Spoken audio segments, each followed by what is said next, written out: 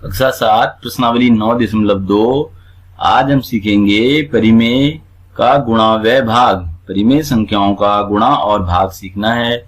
हमको पूर्णांकों का गुणा और भाग आता है। तो एक बार पूर्णांकों के गुणन नियम को हम रिवाइज कर लेते हैं। तो पूर्णांकों का गुणन नियम क्या है? प्लस वाले पूर्णांक की गुणा प्लस वाले से होती है तो प्लस चिन्ह आता है। माइनस वाले की गुणा माइनस से हो तब भी प्लस ही चिन्ह आता है। इसी प्रकार अगर प्लस वाले धनात्मक पूर्णांक की गुणा ऋणात्मक पूर्णांक से होगी तो माइनस, और माइनस वाले ऋणात्मक पूर्णांक की गुणा धनात्मक से होगी तो भी माइनस। यानी कि समान चिन्हों की गुणा, शॉर्ट में हम इसको ऐसे याद रखते हैं कि समान चिन्हों की गुणा होती है तो प्लस चिन्ह होता है, और विपरीत चिन्हों की गुणा होती है तो माइनस चिन्ह होता है। तो ये यहां पे भी याद रखना है, विपरीत चिन्ह की गुणा हो रही है तो क्या हो रहा है? माइनस हो रहा है। देख रहे हैं आप। तो ये यहां पे भी याद रखना है। इन नियमों को याद रखते हुए हमको पूर्णांकों का गुणन और भाग सीखना है। तो आपकी किताब की प्रश्नावली 9.2 के तीसरे का पहला प्रश्न लेते हैं। 9/2 इंटू माइनस 7/4। इसको ऐसे लिखते हैं। तो ये धनात्मक परिमेय है, ये ऋणात्मक परिमेय है, इनकी गुणा करनी है। तो यहाँ पर इसी नियम को, पूर्णांकों के नियम को याद रखते हुए करना है। जैसे हमने भिन्नों की गुणा और भाग भी किया था, अंश की गुणा अंश से, हर की गुणा हर से की थी, यहाँ पे भी ऐसी करना है। अंश की गुणा अंश के साथ और हर की गुणा हर के साथ। लेकिन यहाँ पर चिन्ह अलग अलग हो रहे हैं, इसलिए पूर्णांकों के चिन्हों का जो नियम है गुणन का वो भी याद रखना होगा। तो ऊपर देख रहे हैं हम, ऊपर का मतलब ये अंश में क्या देख रहे हैं? एक धनात्मक पूर्णांक है, दूसरा ऋणात्मक। तो गुणा कर देंगे, 9 7 जा 63। लेकिन 9 प्लस का है, 7 माइनस का है। चिन्ह कैसे हो गए? विपरीत। प्लस और माइनस की गुणा होने पर कैसे आना है? माइनस का चिन्ह। तो ये माइनस हो जाएगा। और नीचे दोनों धनात्मक है, समान चिन्ह है, तो 4 2 जा 8।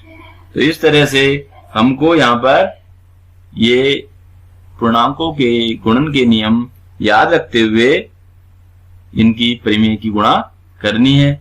अब ये क्योंकि एक विषम रूप में है, इसको हम सरल करके मिश्रित रूप में लिख सकते हैं। तो 8 से भाग करेंगे, 8 से डिवाइड करेंगे जरा, तो 8 से 63 में, तो 8 7 जा 56।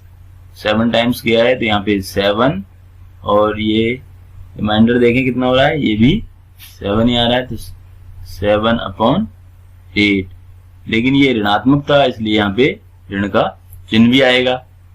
तो हमने जैसे भिन्नों में गुणा की थी उसी प्रकार यहाँ भी करनी है, लेकिन पूर्णांकों के गुणन का नियम भी याद रखना है। तो अब सम्मिलित रूप से भिन्नों के गुणन का नियम प्लस पूर्णांकों के गुणन का नियम, दोनों नियमों को याद रखते हुए प्रश्न को हल करना है। दूसरा प्रश्न देखते हैं एक। तो प्रश्न है 3/10 इंटू माइनस 9। तो जैसा कि देख रहे हैं हम यहाँ पे हर कुछ नहीं है, तो कोई भी पूर्णांक को हम परिमेय रूप में लिख सकते हैं। कैसे? उसका हर 1 करके, तो इंटू माइनस 9/1। अब भिन्नों के गुणन नियम की तरह ही अंश की गुणा अंश से और हर की गुणा हर से। तो अंश 3 है यहाँ पे, और ये माइनस के 9 है, और हर कितना है? यहाँ पे 10 है, और ये 1 है। तो अगर ये सब धनात्मक होते तो भिन्नों के गुणन नियम के अनुसार अंश अंश साधारण गुणा कर देते। लेकिन क्योंकि यहाँ पर चिन्ह अलग अलग दिखाई दे रहे हैं, 3 जो है वो धनात्मक है, कोई भी चिन्ह ना होने की वजह से ये कैसा है? धनात्मक। और 9 कैसा है? ऋणात्मक। तो विपरीत चिन्ह है, तो विपरीत चिन्ह में क्या होना है? माइनस। प्लस और माइनस की गुणा माइनस होती है, तो ये माइनस हो जाएगा। और 3 9 जा 27। नीचे दोनों धनात्मक हैं, समान चिन्ह है, समान चिन्ह में प्लस होता है गुणा करने पे, तो 10 1 जा 10। और इसको मिश्रित रूप में लिखना है तो 27 में 10 से डिवाइड कर दें तो 2 जाएगा, तो ये हो गया 2 और ये डिवाइड माइनस करके आ गया 7, तो 2 and 7 अपॉन 10। और क्योंकि ये माइनस है तो इसलिए यहाँ पे ऋण चिन्ह माइनस का निशान लगाना पड़ेगा। इसी प्रकार हम देखते हैं परिमेय का भाग, तो एक प्रश्न लेते हैं, भाग भी सीखते हैं। तो चौथे का पहला प्रश्न है -4 डिवाइडेड बाय 2 अपॉन 3। तो हमको पूर्णांकों के भाग के नियम याद हैं और भिन्नों के भाग के नियम याद हैं। जिस संख्या से भाग करना होता है उसका गुणात्मक प्रतिलोम या उसका व्युत्क्रम लिखते हैं और भाग के चिन्ह को गुणा का चिन्ह बना देते हैं।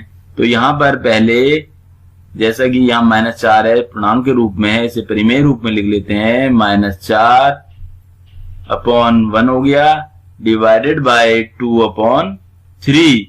अब इसकी गुणा करनी है, इसको गुणा रूप में लिखते हैं। तो गुणा रूप में लिखने पर क्या करेंगे, जिससे भाग कर रहे हैं, इस परिमेय से भाग कर रहे हैं तो इसका व्युत्क्रम कर देते हैं। तो व्युत्क्रम करेंगे तो क्या होगा 3 अपॉन 2, या इसको गुणात्मक प्रतिलोम भी बोलते हैं। तो गुणात्मक प्रतिलोम क्या हो जाएगा, इस संख्या का ठीक उल्टा। -3 है, इसका गुणात्मक प्रतिलोम क्या होगा, माइनस के 1 अपॉन 3। अगर 1 अपॉन 5 है तो इसका व्युत्क्रम या गुणात्मक प्रतिलोम क्या होगा, इसका उल्टा 5 अपॉन 1। तो इसी प्रकार यहाँ पे हमने किया। अब ये एक गुणा का प्रश्न बन गया है। तो भाग के प्रश्नों में आपने ऐसा ही करना है। दाएं हाथ का जो परिमेय है यानी जिससे भाग करना है उसका व्युत्क्रम करेंगे और भाग के चिन्ह को गुणा बना देंगे। फिर ये गुणा का प्रश्न हो गया। गुणा के प्रश्न के समान इसको हल करेंगे तो अंश की गुणा अंश के साथ और हर की गुणा हर के साथ। -4 गुणा 3 और हर है 1 और 2, तो 1 into 2 किया। तो ऊपर देख रहे हैं यानी अंश में दोनों विपरीत चिन्ह है तो ऋण चिन्ह आएगा, 4 3 जा 12 हो गया। नीचे दोनों समान चिन्ह है तो प्लस ही रहेगा, 2 1 जा 2। अब यहां पर हम इसको सरल करेंगे तो 2 से भाग करने पर ये कितना आ जाएगा, 2 6 जा 12। तो -6 अपॉन 1, 2 से सरल करेंगे, 2 1 जा 2 और ये हो गया 6, तो -6 अपॉन 1। और हम जैसा हमने यहाँ पे 1 अप नहीं होने पे 1 ले आए थे हर में, तो यहाँ पर है, इसको हम हटा भी सकते हैं। अगर हर 1 है 1 है तो उसको हटा सकते हैं, तो ये -6 इसका उत्तर आ गया। तो इसी प्रकार हमको प्रश्नों को हल करना है भाग के। एक प्रश्न और देख लेते हैं भाग का। चौथे का तीसरा प्रश्न है आपकी प्रश्नावली 9.2 का -4 अपॉन 5 डिवाइडेड बाय -3। तो यहां पर भी देख रहे हैं जिससे डिवाइड कर रहे हैं उसके हर में कुछ नहीं है, तो यानी कि वो एक पूर्णांक है, तो इसको हम परिमेय रूप में लिख लेंगे। तो पहले इसको ऐसे लिखा, ये -3 अपॉन 1। अब ये भी परिमेय रूप में हो गया। जैसा कि अभी इससे पहले प्रश्न में बताया कि जो दाएं हाथ पे जो परिमेय है यानी कि जिससे हमें भाग करना है उसका व्युत्क्रम लिखते हैं और भाग के चिन्ह को गुणा बना देते हैं। तो ये -4 अपॉन 5 भाग को किया गुणा और इसका व्युत्क्रम यानी कि उल्टा, जो अंश है वो हर होगा और जो हर है वो अंश। तो हर 1 है ये अंश बन गया और अंश -3 है वो अब हर हो जाएगा। तो इसको गुणात्मक प्रतिलोम भी बोलते हैं, ये आपने सीखा हुआ है। अब परिमेय का गुणन नियम, अंश की अंश से गुणा हर की हर से, तो अंश कितना है -4, यहाँ पे दूसरा अंश कितना है 1, यहाँ हर कितना है 5 और यहाँ पे हर कितना है -3। तो देख रहे हैं ऊपर यानी अंश में दोनों चिन्ह अलग अलग हैं, विपरीत चिन्ह हैं। विपरीत चिन्ह की गुणा होने पर ऋण आता है, तो ऋण लिख दिया, 4 1 जा 4, और नीचे भी विपरीत चिन्ह है, ये प्लस है ये माइनस है, तो ये भी क्या होगा -5 3 जा 15। और जैसा कि आपको परिमेय की प्रश्नावली 9.1 में भी बताया था कि अगर अंश और हर दोनों के चिन्ह ऋणात्मक हो तो वो कैंसिल हो जाते हैं, यानी कि इस तरह की परिमेय संख्या क्या होती है, धनात्मक। तो अगर अंश और हर दोनों ही ऋणात्मक हो तो ये कैंसिल, और ये हो गया 4/15। तो ये इस तरह से हमने परिमेय का भाग भी सीखा।